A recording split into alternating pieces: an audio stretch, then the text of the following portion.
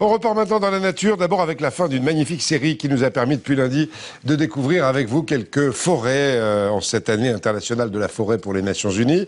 Elles sont flamboyantes en automne, on a les plus belles d'Europe en France. Aujourd'hui, une forêt de hêtres remplie de tas de légendes. C'est en Bretagne, la forêt du Huelgoat dans le Finistère où nous emmènent Caroline Dieudonné et Émilie Plantard.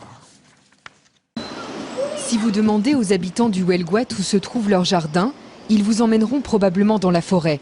Derrière les majestueux blocs de granit qui gardent l'entrée, les arbres tutoient les rochers, symbiose des éléments et des couleurs. Un paysage automnal dont on vient profiter en famille. La forêt du Huelgoat, elle est très particulière parce que en fait, c'est un magnifique terrain de jeu avec autant des rochers, des arbres, du hors-piste, des grandes allées en fait dans la forêt. Et puis il y a tous les fruits, donc les noisettes, les châtaignes. Les odeurs surtout, et les bruits de la rivière qu'on essaye de trouver sous les rochers avec les enfants. La tranquillité, le calme. Au pied des hêtres et des chênes centenaires, une cascade de pierres, c'est le chaos. Ici, personne ne sait vraiment d'où viennent les rochers, mais selon l'une des légendes du Huelgoat, le chaos serait l'œuvre d'un géant. L'arbre là qui est dans les rochers, regarde. Ouais. Alors c'est Gargantua, un géant qui aurait été fâché, donc il aurait demandé de la nourriture aux habitants et il n'en aurait pas eu assez, donc de colère, il aurait lancé ses cailloux. Ça fait magique un peu, il y a de la magie un peu dans la forêt. On se demande comment tous les cailloux sont arrivés là, les arbres et tout, comment c'était avant. Tous les promeneurs vous le diront, il y a quelque chose de plus dans ces bois, quelque chose d'enchanté. Claude et Rémi ont pour ainsi dire grandi dans la forêt. Enfants, ils passaient des journées entières au contact de la nature avec les autres jeunes du village.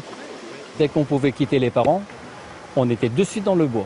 On faisait donc des jeux de piste et puis tout ça, on se cachait. On essayait de découvrir toujours des endroits qu'on ne connaissait pas. Et Claude connaît tous les petits secrets du Huelgoat. Parmi les curiosités de la forêt, cette roche de 137 tonnes, seuls quelques initiés parviennent à la faire trembler.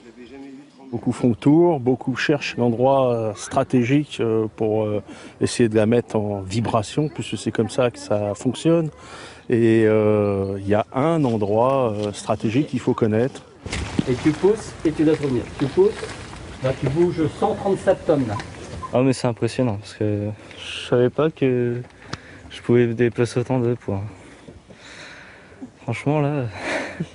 Les enfants du Huelgoat, vers les 9-10 ans, il faut remuer cette roche pour qu'on soit des hommes. On a passé tellement de bon temps pendant nos années quand on était jeunes que moi, la roche tremblante, pour moi, c'est quelque chose qui m'appartient. Chaque bloc de granit a son lot de mystère, comme ce champignon géant posé au sommet d'une colline. C'est vraiment un bonheur de venir ici régulièrement, de se ressourcer, parce qu'on sait qu'il y a des choses un peu particulières autour de ce rocher. Dès la tombée du jour, les fées et les corrigans reprendront leurs droits dans la forêt. Mais au milieu des 1000 hectares de végétation, peut-être les croiserez-vous avec un soupçon d'imagination.